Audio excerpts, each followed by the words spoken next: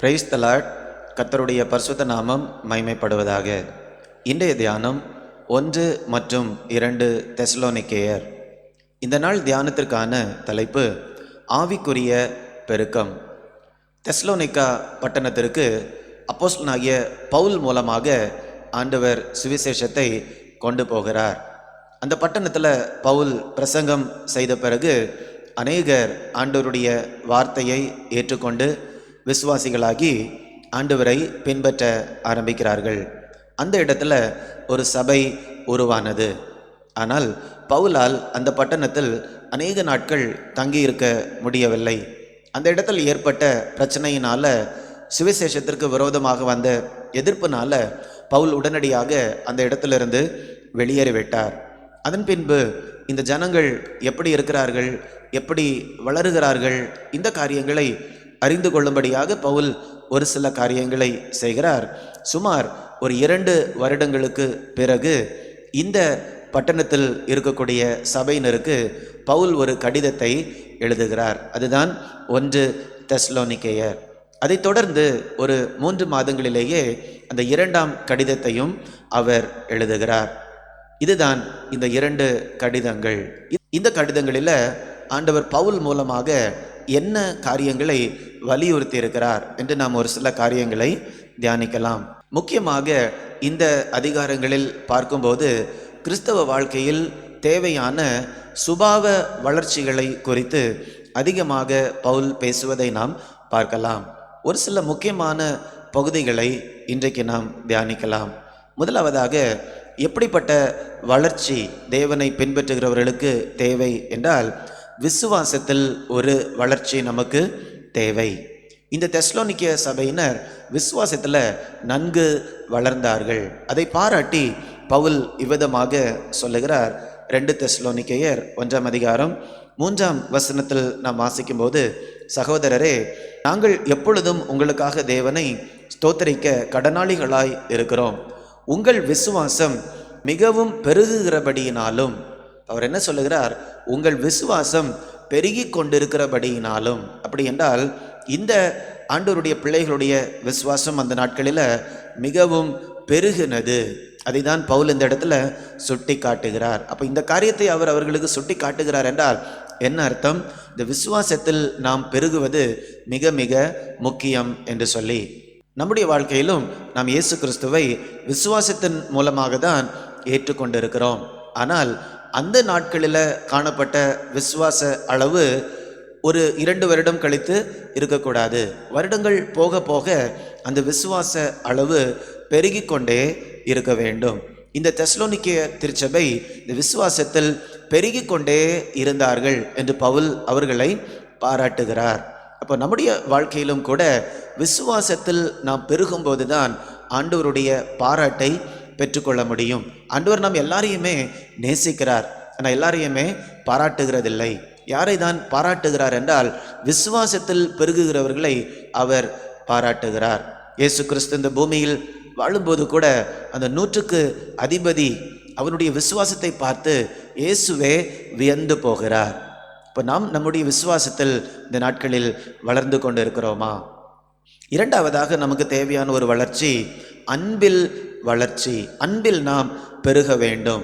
1 தெசலோனிக்கேயர் 3ஆம் அதிகாரம் 12ஆம் வசனத்தை நாம் பார்க்கும்போது, நாங்கள் உங்களிடத்தில் வைத்திருக்கிற அன்பு கொப்பாய் நீங்களும் ஒருவரிடத்தில் ஒருவர் வைக்கும் அன்பிலும் மற்றெல்லா மனுஷரிடத்தில் வைக்கும் அன்பிலும் கர்த்தர் உங்களை பெருகவும் நிலைத்தோங்கவும் செய்து, பெருகவும் நிலைத்தோங்கவும் செய்து.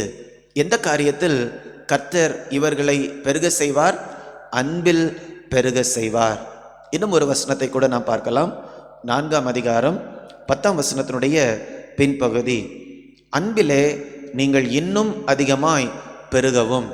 இன்னும் அதிகமாய் பெருகவும் என்று சொல்லும்போது, ஏற்கனவே அவர்கள் அன்பில் பெருகி கொண்டிருக்கிறார்கள். அவர்கள் மற்றவர்களை நேசிக்கிறார்கள், தேவனை நேசிக்கிறார்கள். ஆனால் பவுல் இந்த இடத்துல சொல்லுகிறார், இன்னும் நீங்கள் அதிகமாக அன்பில் பெருகுங்கள் என்று. நாமும் கூட நம்முடைய வாழ்க்கையில் ஓரளவுக்கு மற்றவர்களை நேசிப்போம், தேவனை நேசிப்போம். ஆனால் ஆண்டவர் இதிலிருந்து நமக்கு சொல்லக்கூடிய பாடம் என்னவென்றால், அதில் நம்ம பெருகி கொண்டே இருக்க வேண்டும்.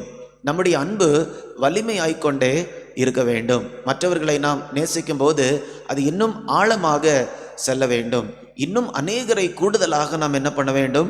நேசிக்க வேண்டும். இதுதான் அன்பில் பெருகுவது என்பது. தேவன் மேல் இருக்கக்கூடிய அன்பும் கூட பெருகி கொண்டே இருக்க வேண்டும். இதைத்தான் பவுல் இந்த இடத்துல அநேக வசனங்களில் அவர் வலியுறுத்துகிறார். மூன்றாவதாக நாம் எந்த இடத்தில் பெருக வேண்டும் என்றால் நித்திய நம்பிக்கையில் நாம் பெருக வேண்டும். 1 தெசலோனிக்கேயர் 4ஆம் அதிகாரத்தின் கடைசி பகுதியை நாம் பார்க்கும்போது அந்த இடத்துல கிறிஸ்துவுக்குள் மரித்தவர்களுக்காக துக்கப்பட வேண்டாம் என்று அவர் சொல்லுகிறார். ஏனென்றால் தேவன் அவரோட கூட அவர்களை கொண்டு வருவார். அதைத்தான் நாம் 4ஆம் அதிகாரம் 14ஆம் வசனத்தில் நாம் வாசிக்கிறோம். இயேசுவானவர் மரித்து பின்பு எழுந்தார் என்று விசுவாசிக்கிறோமே, அப்படியே கிறிஸ்துவுக்குள் நித்திரை அடைந்தவர்களையும் தேவன் அவரோட கூட கொண்டு வருவார். இப்போ தேவன் அவரோட கூட நித்திரை அடைந்தவர்களை கொண்டு வருகிறபடியால் இந்த பூமியில் நீங்கள் என்ன பண்ண வேண்டாம்? அவர்களுக்காக நீங்கள் புலம்ப வேண்டாம், ஆனால் நம்பிக்கையோடு இருங்கள் என்று பவுல் சொல்லுகிறார். 18ஆம் வசனத்தை நாம் பார்க்கும்போது இந்த வசனத்தினால் ஒருவரை ஒருவர் தேற்றுங்கள். எந்த வசனம்? இந்த நம்பிக்கையின் வசனத்தினால் ஒருவரை ஒருவர் தேற்றுங்கள். இப்போ ஆண்டவர் சொல்லக்கூடிய காரியம், நாம் நித்திய நம்பிக்கையில் பெருக வேண்டும், நித்திய நம்பிக்கையில் வளர வேண்டும் என்று சொல்லி. நான்காவதாக இன்னும் ஒரு காரியத்தில் நாம் வளர வேண்டும் என்று இந்த அதிகாரத்தில் நாம் படிக்கிறோம். அது என்னவென்றால் பரிசுத்தத்தில் நாம் வளர வேண்டும். 1 தெசலோனிக்கேயர் 4ஆம் அதிகாரம் 3ஆம் வசனத்திலிருந்து 7ஆம் வசனம் வரைக்கும் நான் வாசிக்கிறேன். நீங்கள் பரிசுத்தம் உள்ளவர்களாக வேண்டும் என்பதே தேவனுடைய சித்தமாய் இருக்கிறது. அந்தபடி நீங்கள் வேசி மார்க்கத்திற்கு விலகி இருந்து தேவனை அறியாத அஞ்ஞானிகளைப் போல் மோக இச்சைக்குட்படாமல் உங்களில் அவனவன் தன் தன் சரீர பாண்டத்தை பரிசுத்தமாகவும் கனமாகவும் ஆண்டு கொள்ளும்படி அறிந்து இந்த விஷயத்தில் ஒருவனும் மீறாமலும் தன் சகோதரனை வஞ்சியாமலும் இருக்க வேண்டும். முன்னமே நாங்கள் உங்களுக்கு சொல்லி சாட்சியாக எச்சரித்தபடியே இப்படிப்பட்ட விஷயங்கள் எல்லாவற்றையும் குறித்து கர்த்தர் நீதியை சரி கட்டுகிறவராய் இருக்கிறார். தேவன் நம்மை அசுத்தத்திற்கு அல்ல பரிசுத்தத்திற்கே அழைத்திருக்கிறார். இப்போ இந்த வசனங்கள் மிக தெளிவாக நமக்கு சொல்லுகிறது, தேவன் நம்மை அசுத்தத்திற்கு அல்ல பரிசுத்தத்திற்கே அழைத்திருக்கிறார். நாம் பரிசுத்தமாக இருக்க வேண்டும் என்பதே தேவனுடைய சித்தமாக இருக்கிறது. வெளிப்படுத்தின விசேஷத்தை நாம் படிக்கும்போதும் கூட பரிசுத்தமாய் இருக்கிறவன் இன்னும் பரிசுத்தமாக கடவன், இன்னும் பரிசுத்தமாக கடவன். அப்போ இந்த அன்பு, பரிசுத்தம், விசுவாசம், நம்பிக்கை, இப்படிப்பட்ட காரியங்களில் நாம் தொடர்ந்து ஒரு வளர்ச்சியை காண்பித்து கொண்டே இருக்க வேண்டும். இந்த தெசலோனிக்கேய திருச்சபை ஆரம்பித்து 2 வருடங்கள் தான் ஆகிறது. ஆனாலும் கூட இப்படிப்பட்ட ஆவிக்குரிய சுபாவங்களில் அவர்கள் தேர்ச்சி பெற்றிருந்தார்கள். அதனால தான் பவுல் அநேக இடங்களில் சொல்லும்போது இதை நீங்கள் செய்கிறீங்க, இன்னும் அதிகமாக செய்யுங்க என்று சொல்லி அவர்களை ஊக்கப்படுத்துகிறார். அப்போ நாமும் கூட நம்முடைய வாழ்க்கையில் இப்படிப்பட்ட ஆவிக்குரிய பெருக்கங்களை அடைந்து கொண்டே இருக்க வேண்டும். ஏனென்றால் எந்த அளவுக்கு ஆவிக்குரிய பெருக்கம் நம்முடைய வாழ்க்கையில் காணப்படுகிறதோ அல்லது ஆவிக்குரிய சுபாவங்களில் வளர்ச்சி நமக்கு காணப்படுகிறதோ அந்த அளவுக்கு தான் தேவன் நம்மை பயன்படுத்த முடியும். நம்முடைய இருதயத்தில் இப்படிப்பட்ட ஆவிக்குரிய வளர்ச்சி காணப்படவில்லை என்றால் தேவனால் நம்மை பயன்படுத்த முடியாது. அதனால் இப்படிப்பட்ட ஆவிக்குரிய வளர்ச்சி அடைவோம். நாம் வளர்ந்த பிறகு நாமும் கூட தேவனுடைய கருத்தில் ஒரு கருவியாக மற்றவர்களுடைய ஆசீர்வாதத்திற்காக மாறுவோம். இந்த கிருபையை கர்த்தர் நமக்கு தருவாராக. நாம் ஜெபிக்கலாமா? அன்பின் பரலோக பிதாவே, இந்த நல்ல நாளுக்காக உமக்கு நன்றி செலுத்துகிறோம்.